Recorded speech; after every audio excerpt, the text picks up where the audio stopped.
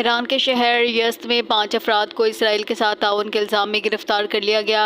ईरानी media के मुताबिक Iran ने वस्ती शहर यज़्द में 5 अफराद को तस्वीर लेने और इसराइल के साथ ताउन करने पर गिरफ्तार किया। रिपोर्ट्स के मुताबिक ये गिरफ्तारियाँ इस वक्त की गई जब ईरान और इसराइल के दरमियान हालात कशीदा हैं और दोनों ममालिक जंग की सूरत हाल में हैं। ताहम इस हवाले से मज़ीद तफसीलात सामने नहीं आ सकी।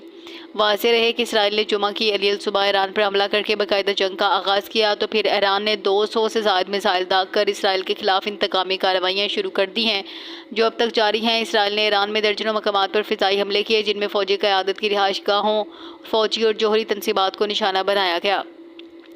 इसराइली हमलों में 6 साइंसदानों समेत ईरानी पासदारान इनकलाब के सरबराह जनरल हुसैन सलामी, ईरानी फ़ौज के चीफ ऑफ स्टाफ जनरल बाकरी, ख़त्मुल अंबिया हेडक्वार्टर के commander major general Ghulam Ali Rashid और दीगर सीनियर अफसरान शहीद हुए थे। बादशाह ईरान की जानब से ऑपरेशन वादा सादिक सोम के नाम से जवाबी कार्रवाई की गई। 4 मरहलों में 2 से ज़ायद मिसाइल इसराइल पर दागे गए। इसराइली मीडिया के मुताबिक ईरानी मिसाइल हमलों के दौरान अब तक 4 इसराइलियों के हलाक होने की तस्दीक हुई है, जबकि ज़ख्मियों की तादाद 60 से ज़्यादा है।